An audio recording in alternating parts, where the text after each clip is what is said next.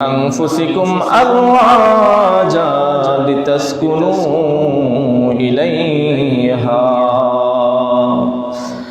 আল্লাহ তাআলা বলেন আমার নিদর্শনের মধ্যে এটাও একটি নিদর্শন। পৃথিবীর মধ্যে আল্লাহ তাআলার অসংখ্য নিদর্শন রয়েছে, তার মধ্যে আরো একটা নিদর্শন হলো ওয়া মিন আয়াতিহি আন খালাকা লাকুম মিন আনফুসিকুম আজওয়াজা লিতাসকুনু ইলাইহা। আমার নিদর্শনের মধ্যে এটাও একটি নিদর্শন, তোমাদের জন্য তোমাদের স্ত্রীকে সৃষ্টি করেছি তাদের কাছে শান্তি পাওয়ার জন্য। কি জন্য? স্ত্রীদের কাছে শান্তি পাওয়ার জন্য। তোমাদের জীবন সঙ্গিনীকে আমি আল্লাহ তাআলা সৃষ্টি করেছি। কি কারণে সৃষ্টি করেছেন? কি কারণে? যেন পুরুষ স্বামী যেন তার স্ত্রীর কাছে শান্তি পায়, ওই কারণে আল্লাহ তাআলা তাদের জীবন সঙ্গিনীকে সৃষ্টি করেছে। এটাও আল্লাহ তাআলার একটা নিদর্শন। এটাও আল্লাহ তাআলার একটা কি নিদর্শন। ওই কারণে আল্লাহ তাআলা সর্বপ্রথম জান্নাতের মধ্যে হাওয়া আলাইহিস সালামকে আদম আলাইহিস সালামের বাম পাজর থেকে সৃষ্টি করেছেন। কি কারণে? আদম আলাইহিস সালাম যেন তার স্ত্রী থেকে শান্তি লাভ করতে পারে। আদম আলাইহিস সালামকে আল্লাহ তাআলা জান্নাতের মধ্যে সৃষ্টি করেছেন।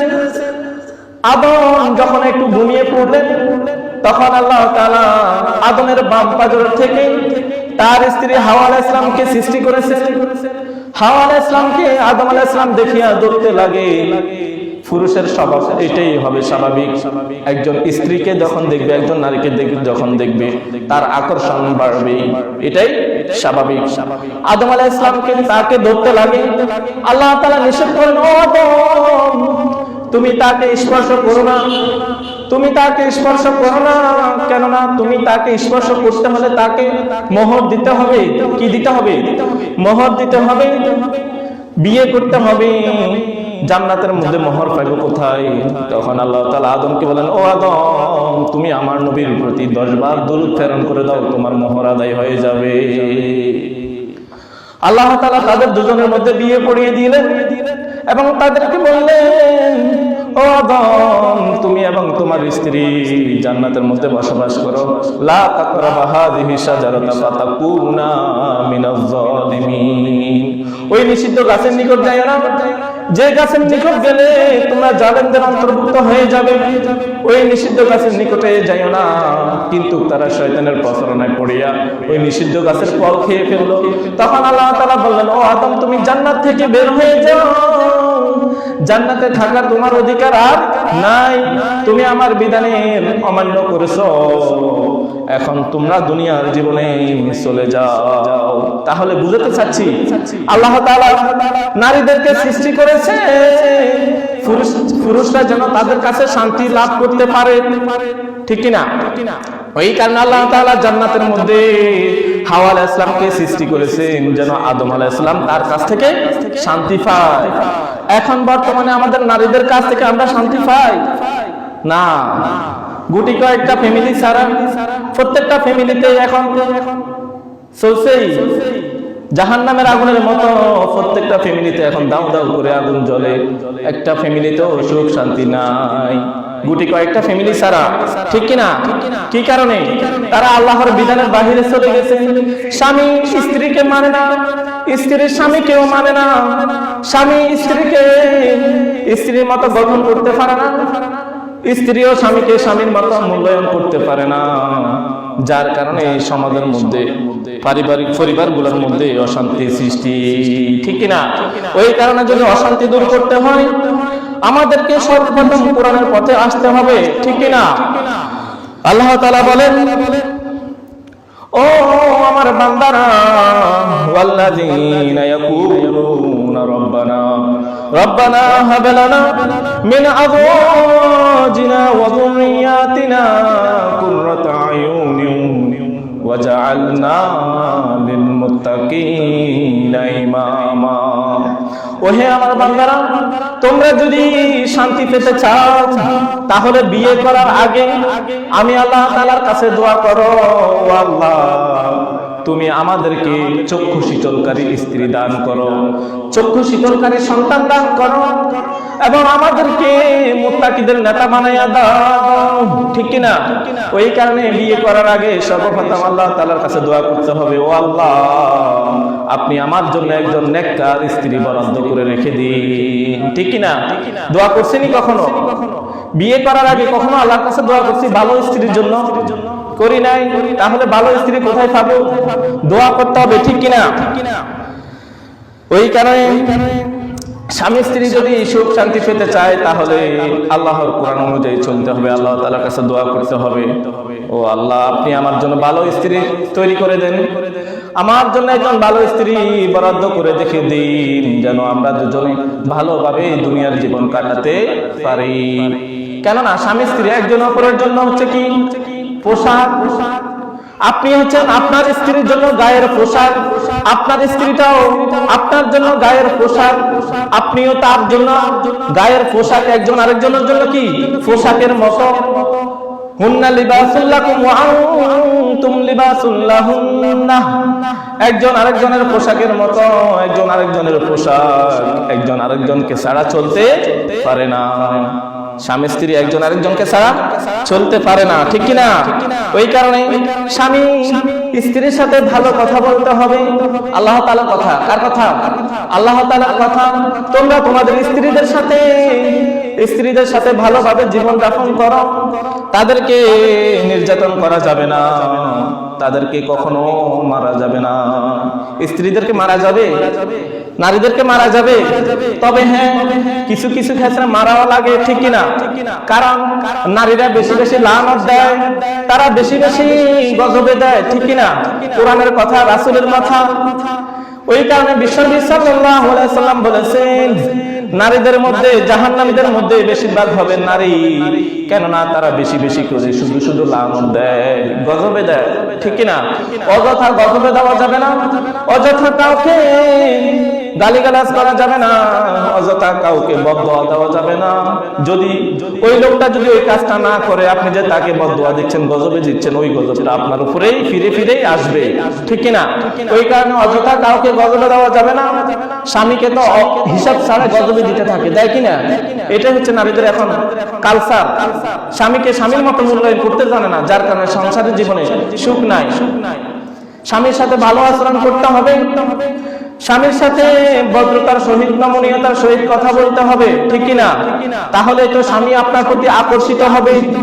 আল্লাহ তাআলা বলেছেন, যুইনা লিন-নাসি হুব্বুশ শাহাওয়াতি মিনান নিসাই ওয়াল বানিন। আমি আল্লাহ তাআলা নারীদেরকে পুরুষের জন্য আকর্ষণ করে বানাইছি। এখন নারী যদি পুরুষের সামনে যদি উল্টাপাল্টা চলে, পুরুষ কি আকর্ষিত হবে? হবে না।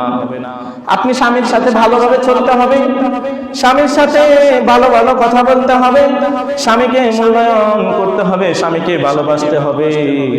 নিজের স্বামীকে ছাড়া যদি পর পুরুষকে ভালোবাসে তাহলে ভেজাল আসেনি? সংসারে সুখ হবে?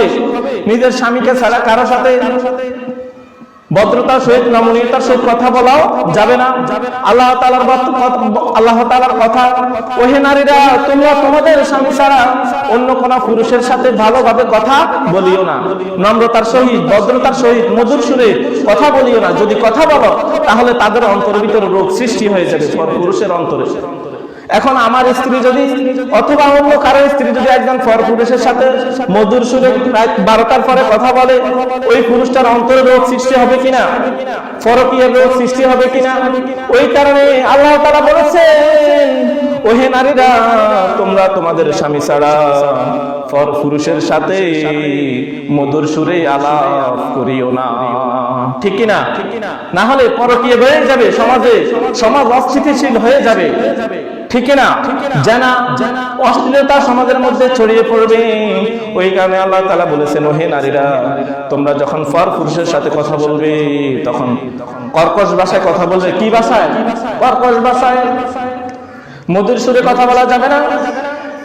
স্বামী ছাড়া অন্য কোন পুরুষের সাথে কথা বলাও যাবে না, প্রয়োজন ছাড়া দেখাও দেওয়া যাবে না।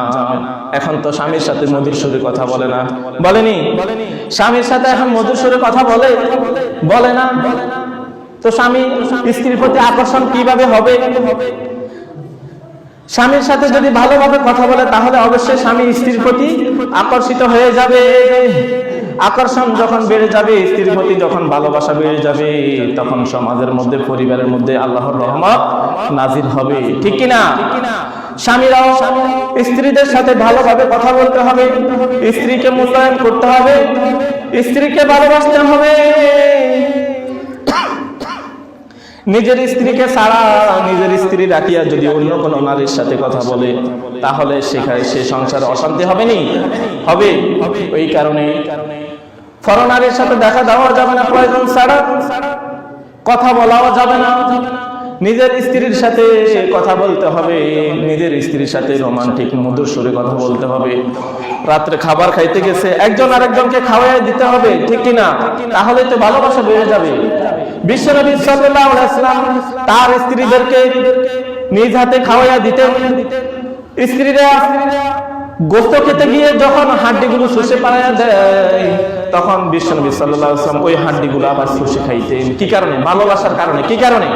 ভালোবাসার কারণে। একজন আরেকজনকে খাওয়াইয়া দিতে হবে, তাহলে তো সংসারে রহমত আসবে। আসবে নি? কখনো কি নিজের স্ত্রীকে নিজে হাত দিয়ে খাওয়াই দিয়েছেন? হ্যাঁ? তাহলে রহমত কিভাবে আসবে? নিজের স্ত্রীকে খাওয়াই দিতে হবে। বাজারে গেছেন, বাজারে যায় শুধু নিজে খাইলে হবে না, বাজার থেকে আসার সময় নিজের স্ত্রীর জন্য পকেটে করে নিয়ে আসতে হবে। ঠিক কিনা? আসিয়া স্ত্রীকে দিবেন, স্ত্রী খুশি হয়ে যাবে। আজকে আমার স্বামী আমার থেকে বাজারের জন্য এই জিনিসটা নিয়ে এসেছে, খুশি হইয়া স্ত্রীও খুশি হয়ে যাবে। হবে নি?